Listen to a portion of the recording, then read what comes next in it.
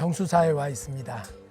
강화도에 유명한 절이 3개가 있다면 전등사, 정수사, 그리고 성모도에 있는 보문사 이렇게 얘기할 수 있습니다. 정수사는 큰 절은 아닙니다.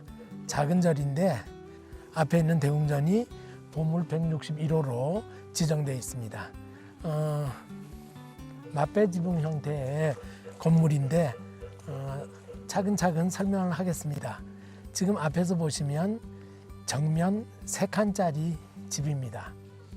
그리고 맞배지붕 집은 측면에서 봐야 맞배지붕인지를 정확하게 알 수 있습니다. 이 건물은 특이하게 정면이 3칸, 측면이 3칸짜리로 만들었는데 나중에 한 칸이 늘어나서 4칸짜리가 되었습니다.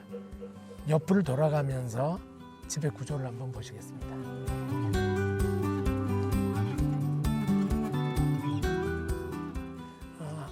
한국 건축에서 가장 일반적인 모습이 기둥 위에 포작을 어떻게 얹었느냐에 따라서 주심포다, 다포개다 이렇게 이야기할 수 있는데 이 건물은 기둥 위에 포작이 하나 얹혀 있는 주심포 형태를 갖추고 있습니다. 일반적으로 팔짝 지붕에서는 다포개의 형태를 갖추고 있고 맞배 지붕에서는 주심포 형태를 갖추고 있는 것이 일반적입니다. 측면으로 돌아가서 보시겠습니다.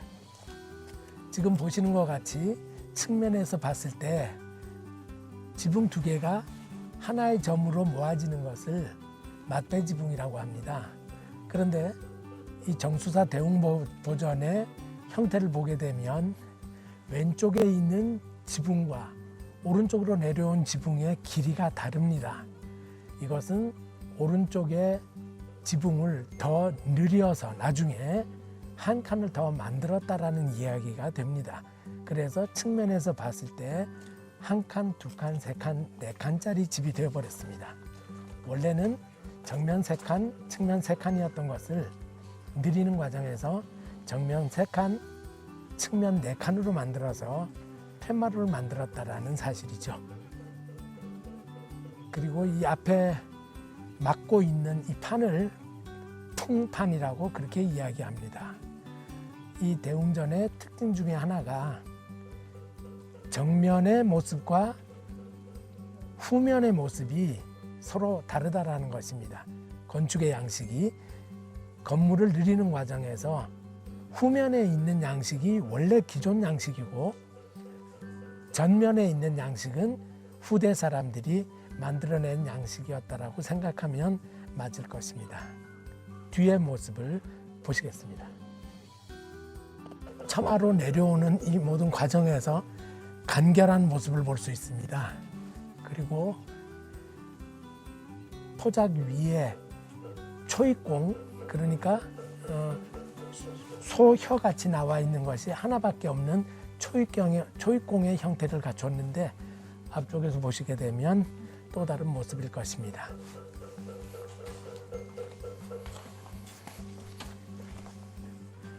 자, 여기서 보시는 정면의 모습은 지붕을 달아내는 과정에서 좀 더 화려한 양식을 취했습니다. 그래서 소혀가 2개, 그러니까 이익공의 형태를 갖추게 된 것입니다.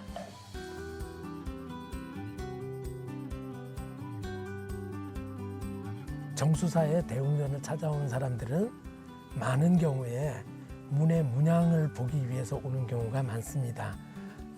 한국의 전통 문양 중에는 꽃 문양이 있는데 지금 정수사의 꽃 문양은 매우 특이한 문양의 형태를 갖추고 있습니다. 통판 투조 꽃살이라고 이야기를 하는데 전체가 하나의 모양을 갖추게 만든 그런 특별한 형태입니다. 다른 절들에서 볼 수 있는 꽃살이라고 그러면 같은 문양이 계속 반복해서 나타나는 그런 모습을 볼 수 있지만 정수사는 통째로 하나의 모양을 갖추게 되는 그런 문양이기 때문에 이거를 통판 문양이라고 그렇게 이야기를 합니다. 굉장히 아름다운 문양이죠. 한옥에서 볼 수 있는 굉장히 귀한 문양에 해당이 됩니다. 가운데 문을 떠나서 양쪽 문들은 모두 격자 무늬로 만들어져 있습니다. 그래서 한옥에서의 아름다움과 다양성을 나타내는 대표적인 형태라고 이야기할 수 있습니다.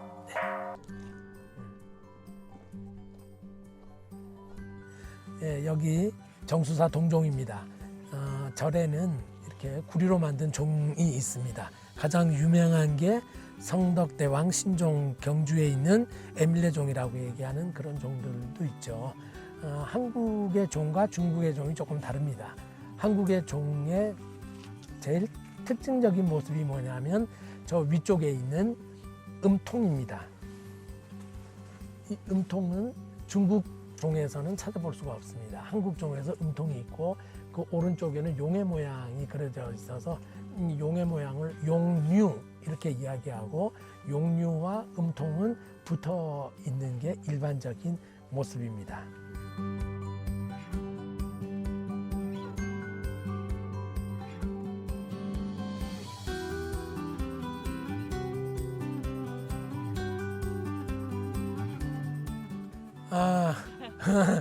광성보에 왔습니다.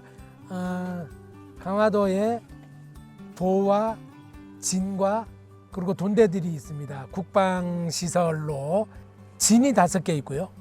보가 7개가 있고 돈대가 53개가 있어서 12진보 이렇게도 얘기하고 5진 7보 이렇게도 얘기하고 세부적으로 얘기하면 그리고 53돈대가 있는데 진과 보는 그냥 그 크기의 차이 이렇게 이해하시면 될 것 같고요. 그러니까 진은 크고 진과 진 사이에 보를 설치하고 또 보와 진 사이에 돈대들을 곳곳에 배치를 해서 국방을 강화했다 이렇게 생각할 수 있습니다. 여기 이렇게 쭉 보면 바닷물이 이렇게 흐르고 있는데 상당히 조류가 강해서 이쪽을 침범하기가 좀 힘들었죠. 그런데 이제 이쪽 방면으로 서울을 수비하는 이쪽 방면으로는 상당히 많은 전투를 버텨냈던 그 당시에 그래서 병인양요, 신미양요, 또 운요호 사건 이런 그래서 프랑스, 미국, 일본들을 대상으로 해서 전쟁을 했던 어려움이 있는 곳입니다. 여기 광성모는 신미양요 때 어제연이라는 장군이 이곳에 미군을 상대로 미국 사람들 상대로 전투를 했는데 워낙 미국이 신식 무기를 가지고 와서 전쟁을 했기 때문에 어제연 장군과 그 동생 그리고 여기 지키던 군사들이 모두 사망합니다.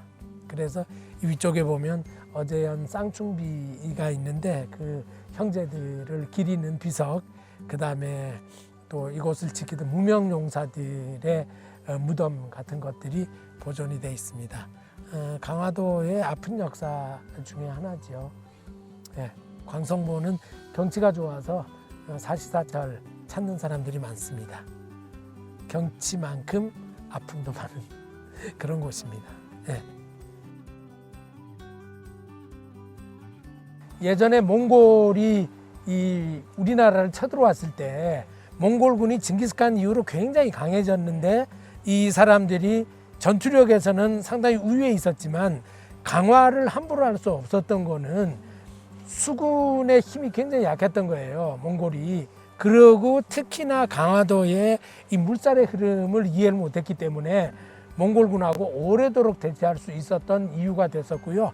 그 이후에도 프랑스나 미국이나 이런 군사들이 여기를 침공했을 때도 강화도의 특색을 몰랐기 때문에 이 지역을 중심으로 수비 방어가 충분히 가능했던 단지 무기만 좀 괜찮았더라면 우리가 결코 지지 않았을 수도 있는 그런 싸움을 했었다라는 안타까움도 있습니다. 이게.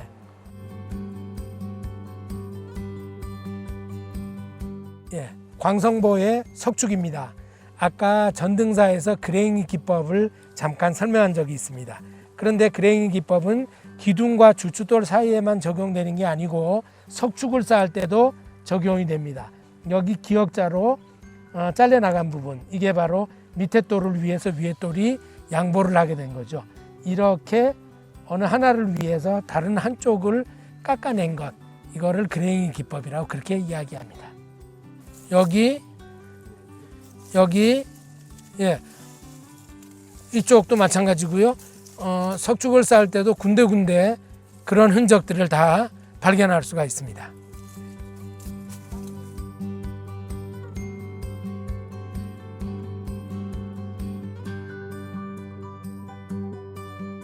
사적 225호 초지진에 왔습니다. 숙종 때 쌓은 진지이고요. 신미양요, 병인양요, 또 운요 사건을 거치면서 강화의 아픔과 함께했던 진지였습니다. 지금도 그 당시에 포탄의 흔적들이 남아 있습니다. 저기 보이는 것 같이 성벽에도 포탄을 맞았던 흔적이 있고 소나무에도 포탄을 맞았던 흔적이 보입니다. 이런 역사와 함께 아픔을 함께했던 이 초지진도 운요 사건 이후 강화도 조약, 불평등 조약 맺어지면서 더 이상 전쟁에 휩쓸리는 경우는 없게 되었습니다. 그러나 우리 국민은 그 불평등 조약으로 인해서 엄청난 아픔을 겪어야만 했습니다.